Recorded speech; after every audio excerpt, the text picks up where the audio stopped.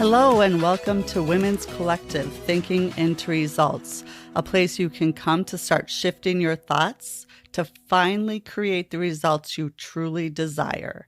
I'm your host, Angie Gerber. Let's get started. Hello. Today's episode, you guys, I've been studying a lot this week and I have so much just amazing, juicy things to bring to you. I'm really excited to dive in today and just get you all these little tidbits of information that I'm just soaking up, starting with purpose. I had a dear friend ask me, how do you find your purpose this last week? And I've just been kind of deep diving in on that. And how did I find mine? Well, I was at a low point when I found mine, and it was through hiring my first mentor and coach, Bob Proctor, and just needing help and realizing it and, diving in, making the decision and the commitment that I needed to do this. And within 24 hours, the money, I figured out a way of how to do it, not having any money at the time. And it was through following my intuition and really feeling at the time it was actually a big burning desire that this is something I had to do. There was no question about it. And then just making the decision and figuring it out. And it was through that. And had I not made that decision, I wouldn't be sitting here today. I wouldn't be living my I don't have to every day. And I wouldn't have found my purpose. So another thing that came up is, did I find my purpose or did my purpose find me? And that's a question that you can kind of go back and forth with, so how do you go about finding your purpose or help it to find you, whichever way you look at it? It's thinking and really giving yourself some time to think. I know one of the things that I heard over this weekend was the exercise is to the body what stillness is to the mind. So really, when's the last time that you were still for 15 minutes? Start with 5 minutes. Some of us can't even sit still for 5 minutes and just think or be quiet or just reflect. Meditate. I am still working so hard on trying to get meditation down because my mind just goes every which way. And it's a trained thing. You just have to continue every day and it will get better a millisecond, maybe a second a day. And it's through the repetition of doing that you'll flex that muscle and it will get better. So sitting quietly. When is the last time you sat quietly? And in sitting quietly, what comes to mind? Have you just allowed yourself the space to just be and to think? And if you do need some things to think about, I've got some questions that you can ask yourself. So, what do you enjoy doing more than others seem to enjoy? Like, it's not work. What do you lose yourself in? You lose track of time. You could look up and it's been 5 hours and you swear it's been 5 minutes. You are so in the flow of your purpose and of what you're doing. The rest of the world just fades away. What is that for you? What comes natural to you? And a lot of people will say, well, I don't know. I don't have anything like that. I get up and I do what I have to do and I hurry through the day and what we've all done before, because you haven't given yourself the space to either find your purpose or for your purpose to find you. If you're still waiting for it or looking for it or trying to find it. So really reflect on what it is you love to do. And just for a moment, ignore everything you've been taught, what society's told you, what you should do, what others expect of you, what roles you play. For a moment, just let all of that to the side, let it fall away. And for that moment, look inside of yourself and ask what feels natural. When have you felt the most alive? What's felt the most real to you?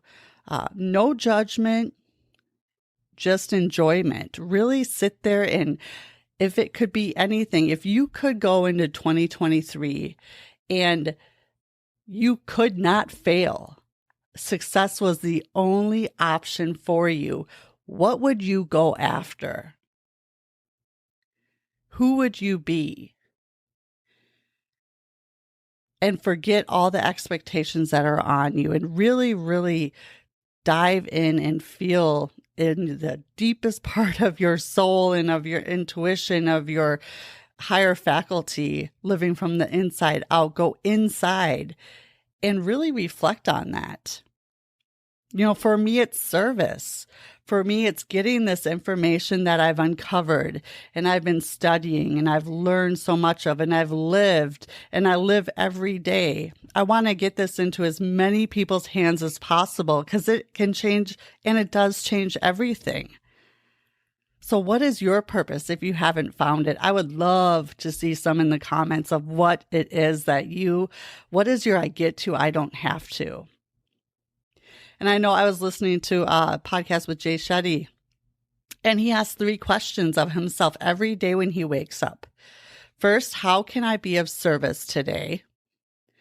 So that's who can I serve? How can I show up? What does that look like?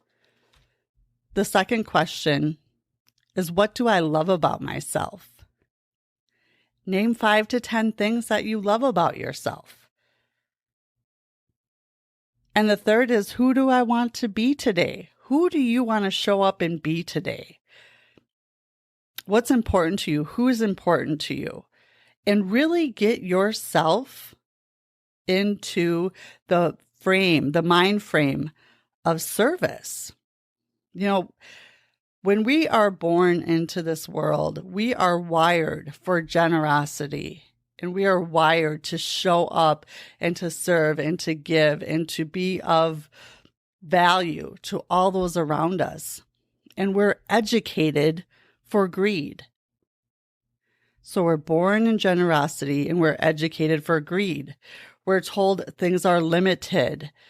You have to work hard to get money. Money doesn't come easily. There's only a certain number of kids that will get into this college.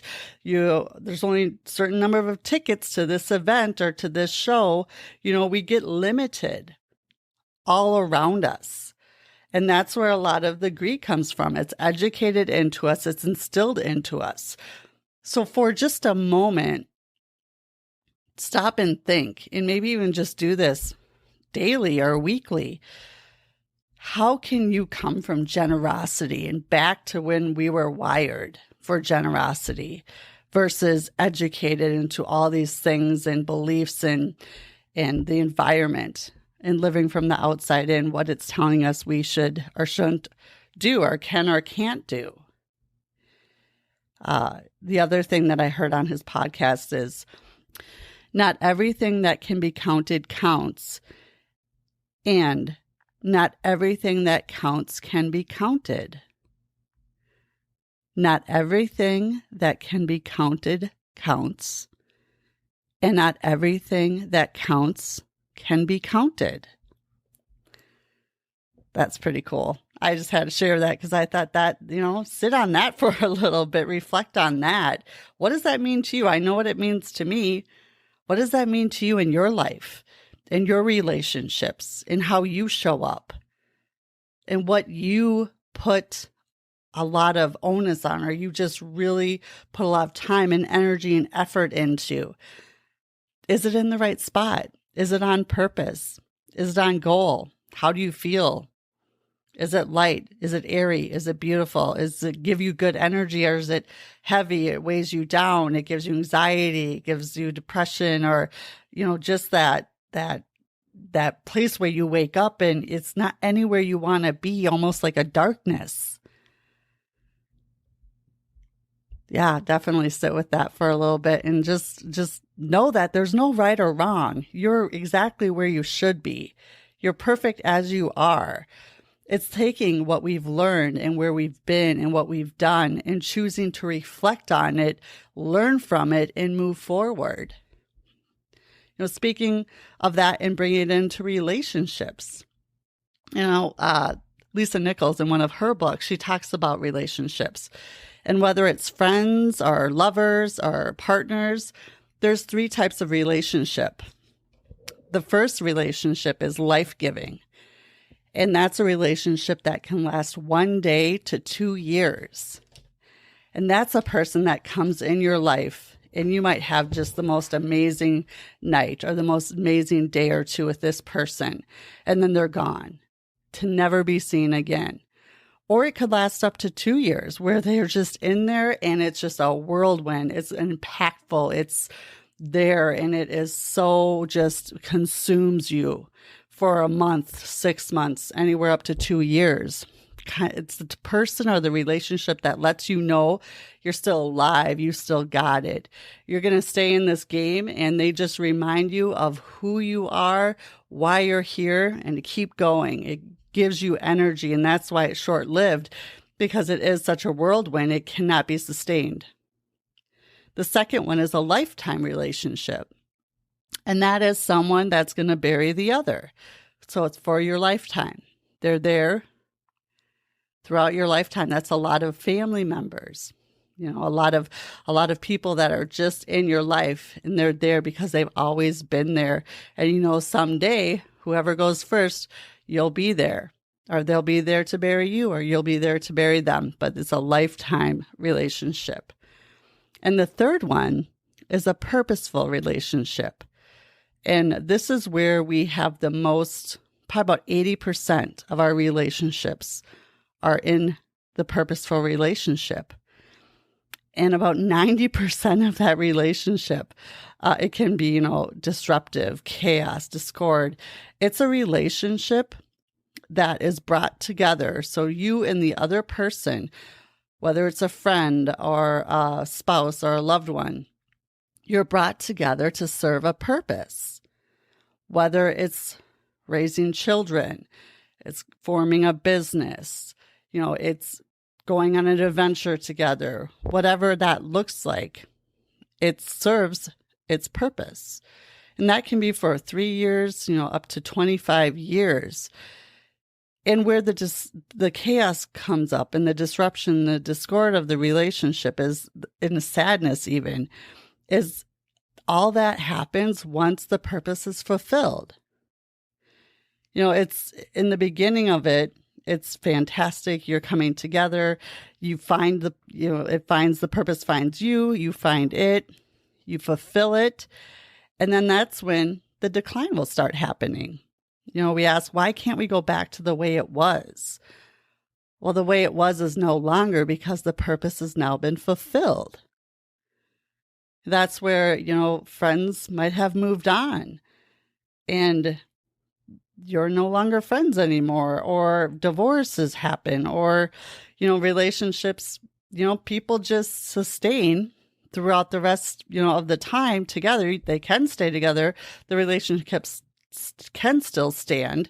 And yet once the purpose is fulfilled, it will never be the same. And that brings me to, how do you then take that relationship and sustain it? It's kind of like watering a plant. So when you're out serving people, or you're living in your purpose, and if you're really, really on fire and just, what your purpose is, or you're out working really hard, you're getting everything you can, you're putting your family second, putting your spouse or partner second or third, and you're just working hard because you got to do this, because this is who you are. You're dedicated and nothing's going to get in the way. You got to make this money. You've made these investments. You've bought the house. You've bought this. You've bought that. And now you got to work your ass off. So things will fade. If you're watering all of what you feel you should be doing, and you should all over yourself all day long, I should do this, I should do that, I should be here, I should be there, it can be exhausting. And you have to watch what relationships you're watering. Because if you're over here watering this part of your life and you forget about your relationships, they will die. It's just the fact of life. If you're going to ignore it, and if you're not going to put time, energy, effort into it to sustain it, it'll go away. So it's just, again, awareness around that and what that looks like for you and what's important to you in your relationships. And as you look into this new year, who do you want to be? You know, who do you want to serve today? How can you be of service? And what do you love about yourself? Because if you start by really looking at what you love about yourself, that will put you in a really good vibration. And you'll be able to go out and shine. Because if you don't love yourself and if you don't appreciate yourself every day and start your day off with gratitude, it's going to be an uphill battle where it doesn't need to be. The other thing that I had heard this week that I wanted to touch on, because this is something that since I found this information in 2017, I continue to battle daily, weekly. I think a lot of us do, but that's the enrichment of self. You know, what is true happiness and freedom? And what she had said was, you know, once you can really, really sit with conviction and say, I have nothing to prove, I have nothing to protect, I have nothing to hide, and I have nothing to defend. If you can live with those 4 points, that is the key to true happiness and freedom in having an enrichment of yourself. Nothing to prove, nothing to protect, nothing to hide, and nothing to defend. So write those down. Ask yourself that. Can you live from there? And if you do have that thing from way back when that you want to hide, look at it from a different perspective. And what could you do good? What good could you do with that situation or that circumstance or that situation that happened? And defend. There's so many people that have to always be right or defend themselves or, oh yeah, this or that, or this happened because of that, or, oh, I was late because of this, or, you know, all the different things to defend their actions, or, you know, even those are the little things, but going back to big things, like you have to defend. That's why I did this. It happened. It's in the past. If you're defending it, and if you're still hiding it, and if you're still protecting it, and you feel you have something to prove, then you're putting energy towards it. So I encourage you to start letting go of that negative, heavy, dark energy and look at it from a different perspective. And how can you take that and shift it to use it for good? Because there's good in everything. You just have to look for it and find it. One of the things that came up as well, last little bit before we go today, I want to share with you is every 6 months, I encourage you to ask your kids, your spouse, your partner, maybe your boss, whoever, some relationship that's really important to you. Ask them on a scale of 1 to 10, how would you rate our relationship? And the most important follow-up question is, what would it take to take it from an 8 to a 10?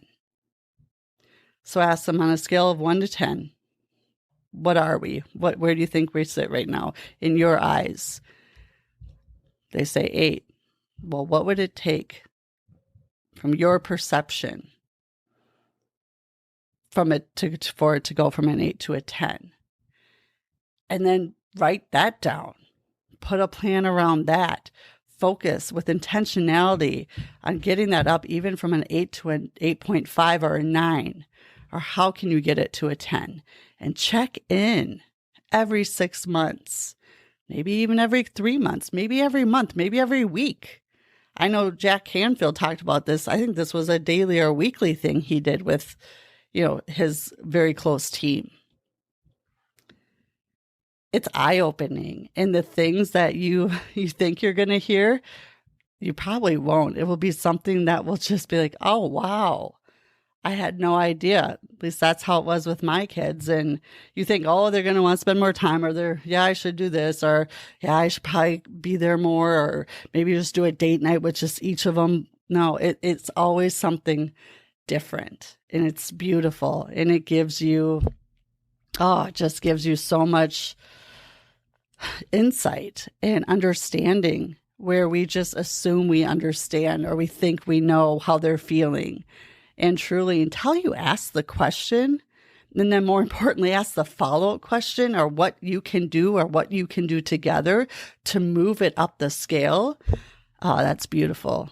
And it'll light your heart up. At least it does mine. So thanks for spending some of your day with me. When you're ready to learn more about Thinking into Results, the program that has changed millions of people's lives in every country across the world, including mine, reach out. I do a free discovery call and would love to connect and learn more about your goals, your dreams, and your desires. The link is in the show notes, or feel free to email me at angiegerber@gmail.com. Until next time, start thinking into results today.